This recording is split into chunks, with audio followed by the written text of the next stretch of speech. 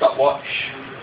We are exactly 27 minutes and 4 seconds in, and I think it might possibly be too late to start the show at this point in the evening. And I know you all come to see a show, and it's a bit of a shambles, so what I'm going to probably do is, I should be in about the middle of the show now, right? So what I will do is do the middle of the show, but I've got one small problem. In the middle of the show, you talk about something that you started with at the beginning, right? And as I've done the beginning, I'm going to have to talk about something that I was talking about instead of doing the beginning.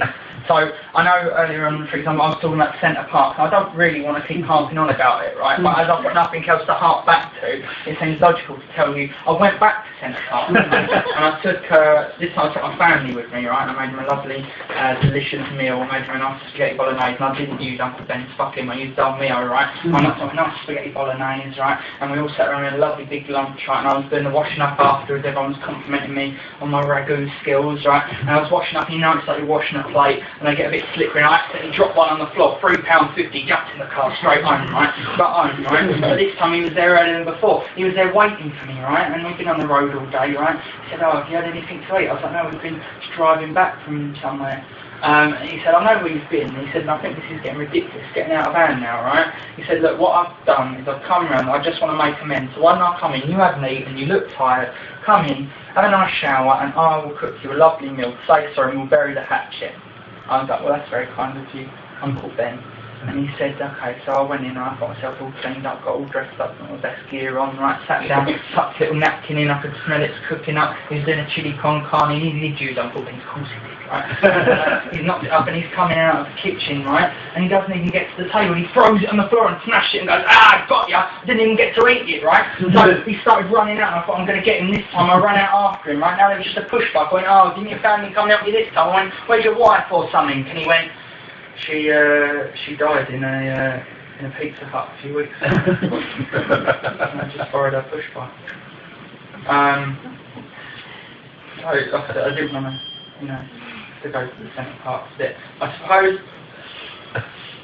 one other quick thing, I know we're not technically classing this as an Edinburgh preview, but I will let you know the way that previews work is, and when you're in Edinburgh, they send round reviewers, and they send around like ombudsmen to check that the show is the same every night as it is on other nights. So like, if say I've been reviewed yesterday, I have to make sure that the show is the same as the one I did, in case, the cat could be working, but we don't know who the cat is working for. So you're not going to understand it, but if we'd have done the middle of the show, you person sat there would have that on. I know you're not going to understand it. If you could just adorn that. If everybody remembers the bit I did about the cups and the harmonica.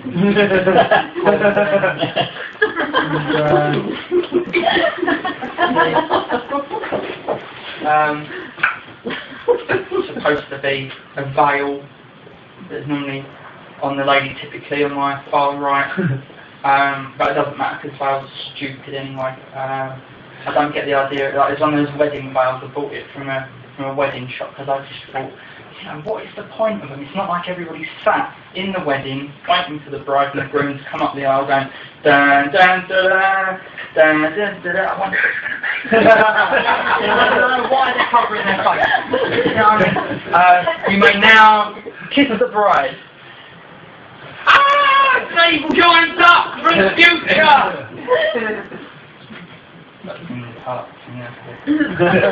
And there'll be a lot of guests at the wedding who will be furious because they've ordered pate for their starter and the duck's eating all the bloody bread. But they'll get their own back, of course, because there's the duck knows it's duck pate.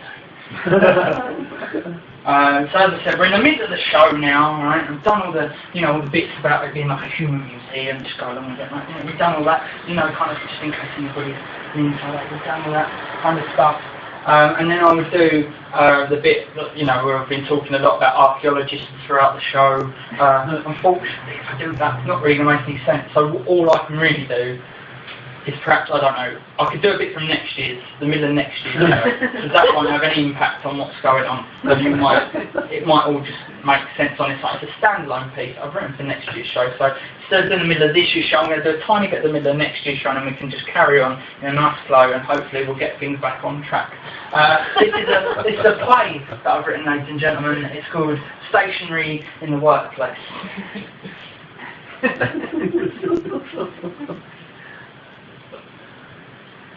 Hey Barry.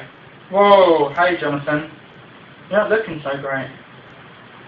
Yeah, lost my thieving job, didn't I? What, down at the IKEA? Yeah, well you know I told you about Eggy. No. Yeah, you know. Whoa, Eggy. No, I don't know who you're talking about. Yeah, you know. Eggy. No, I still don't. It doesn't ring any bells. Yeah, you know. Whoa, Wanga, Eggy. No, it doesn't matter. Well, he put a picture of me up on eBay in Jim Davidson's mouth, and I got sold on eBay to a crazy fan stalker woman I did, and she bought me, and I thought I'd have a nice private place on a shelf, nice easy retirement, and she got chucked in the bottom of her bag, and I've managed to escape, but this coin has attached itself to me, and says that we're married, and I have to work for him every weekend. Oh, that's a shame, because working in the bank I get a weekend off, and it's my boss, the vampire, I don't work Tuesdays and Wednesdays. In the workplace.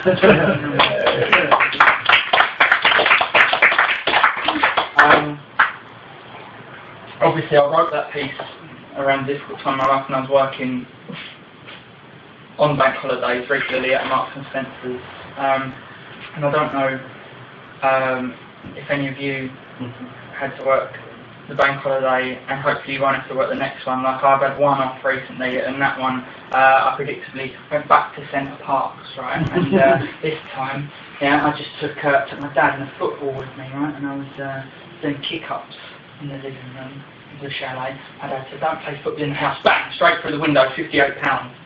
Very much window cost, and I broke one, right? But straight through the window, £58, right? I went home, I waited for him, right? I waited to see what member of his family he turned up with this time, right? And he turned up, right? And it was a bit weird. He turned up on his own, and he was carrying an urn, right? And it just said on the side, in a little post-it note, it said, "Don't play football in the house. Love, Dad."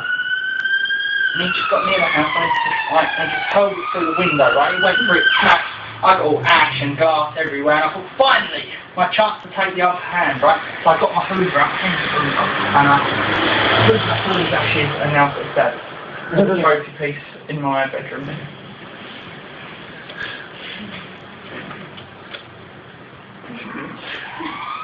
So I was feeling quite pleased with myself. I went to Marks and Spencer's after work.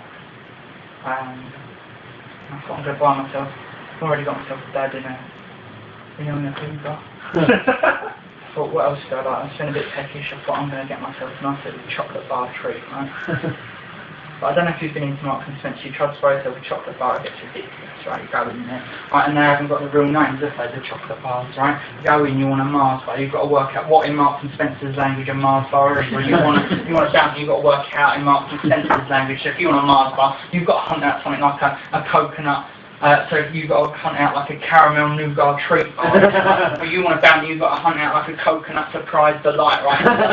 On the shelves is confusing. You remember on those fast moving queues where they've got about 100 people serving, you're moving along at a rate of knots, and you think, I want a caramel nougat treat bar, I want a coconut surprise delight, I want a caramel nougat treat bar, I want a coconut surprise delight. Right? You get to the front of the queue, your hands have gone sweat, you get your money out, you drop something on the floor, maybe one of the coins is stuck to the floor, you get the blowtorch out, you get it all up, right? And then you panic and you just get something you don't even want. You pick up, instead you pick up a Terry's chocolate orange, or their version of one. You pick up a Marx's chocolate orange, yeah? You think you picked up a Marx's chocolate orange, so you look closely at the box and you realise you picked up a Marxist chocolate orange, which is a nightmare, because you've got to share it with everybody in the field.